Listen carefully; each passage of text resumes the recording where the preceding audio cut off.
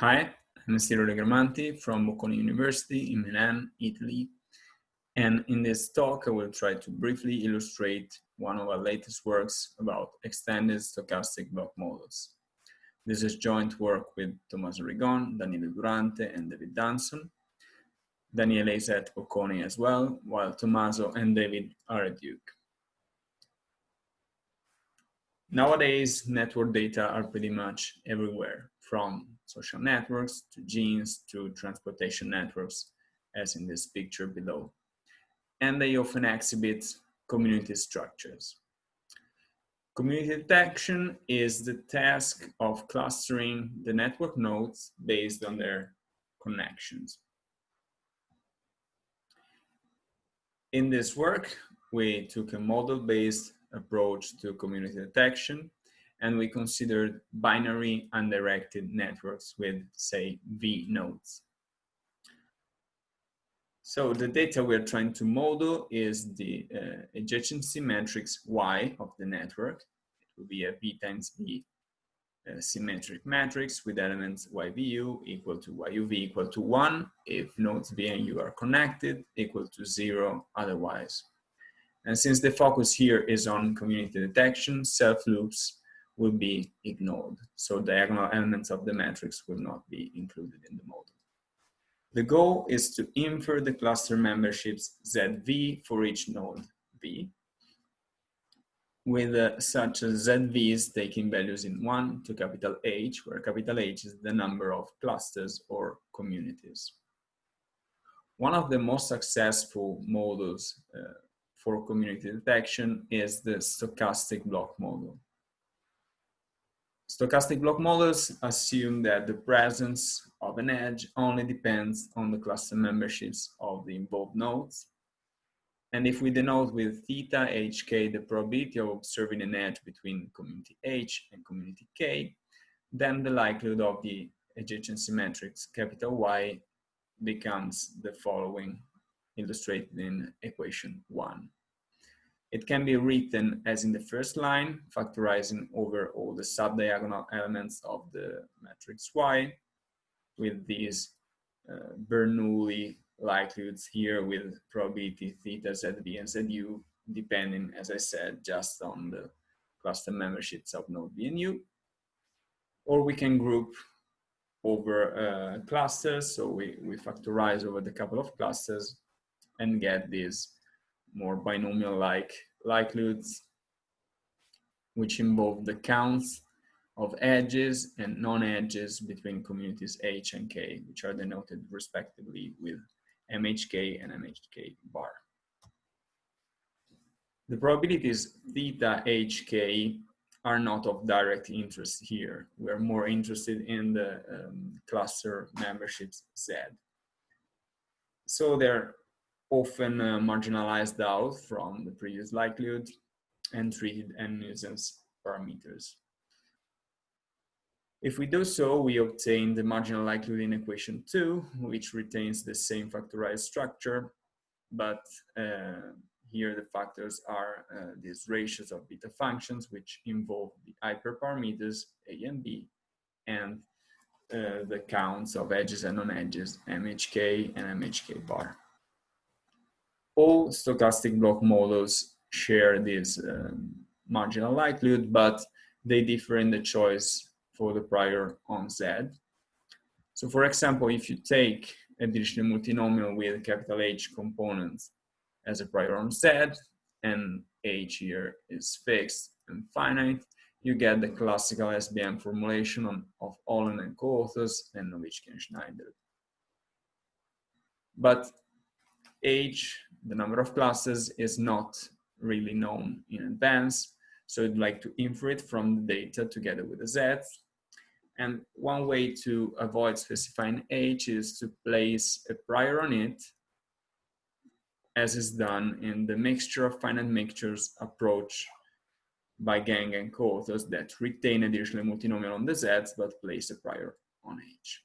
An alternative for doing so is to place a Chalmers-Weston process on Z, and this corresponds to the infinite relational model by Kemp and co-authors.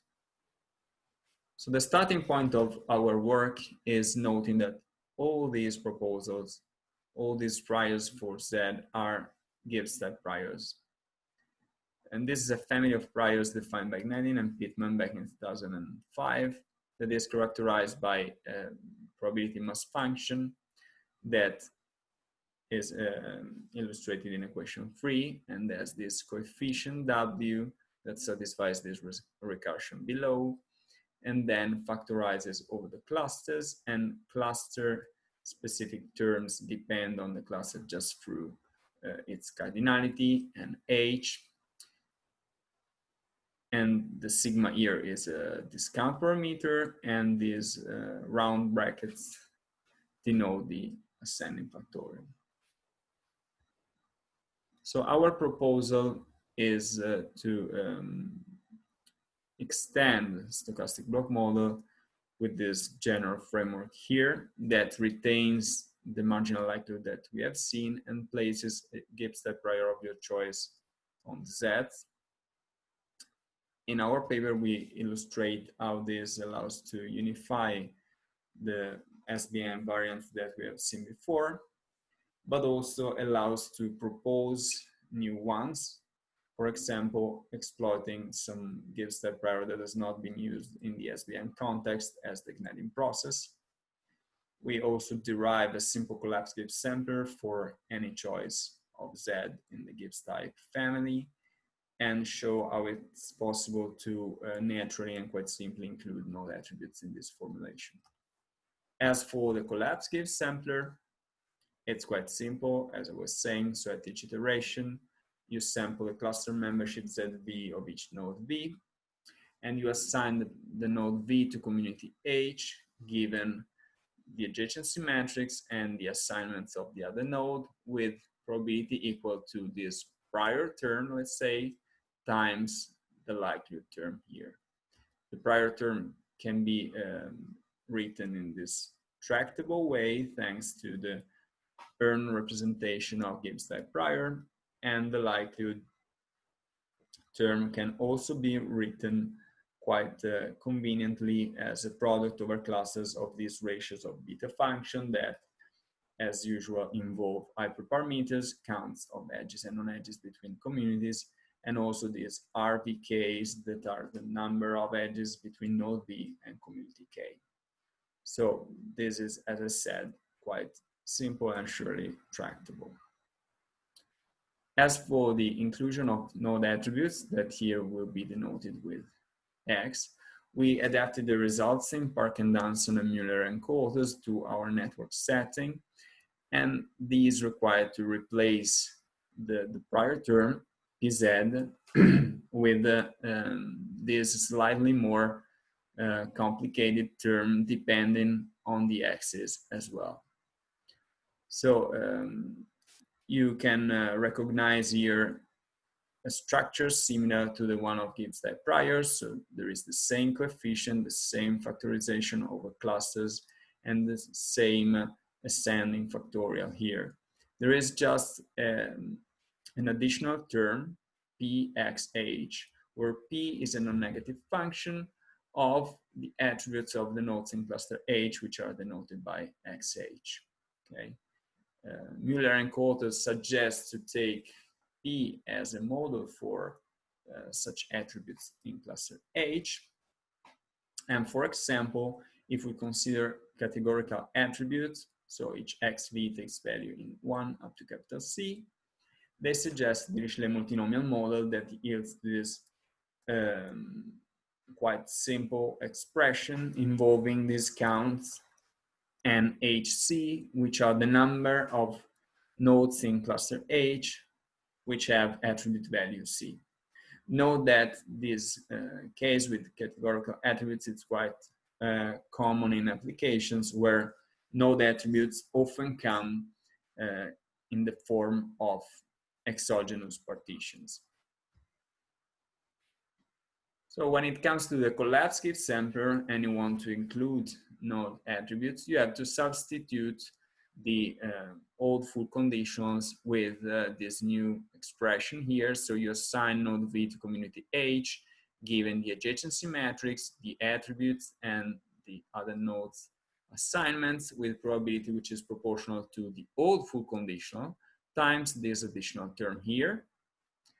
And in the case of categorical attributes, the additional term simplifies like this. So it's quite easy to see that this additional term will favor the attribution of node V to the cluster or clusters that contain a higher fraction of nodes with its same covariate value. So it will favor clusters that are more homogeneous with respect to node attributes. Due to time restrictions here, I cannot go into detail of everything in the paper, but we'll just say that in the paper we also have something on uncertainty quantification following the approach of Legramanti and on model selection through Bayes factors. We also have simulations where we show that the Gnadin process has a good performance with respect to existing variants of the SVM.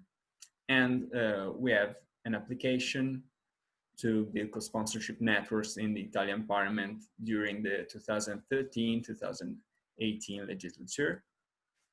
We finally discuss the extensibility of our approach to directed, bipartite, and weighted networks, so beyond the binary undirected setting that we have considered here. And we also consider node attributes beyond the categorical setting here. These are the references that were mentioned in these presentations. There are more in the paper. And the preprint of the paper can be found at this web address, while the code is here in this GitHub repository. Thank you for your attention, and I hope this was of your interest.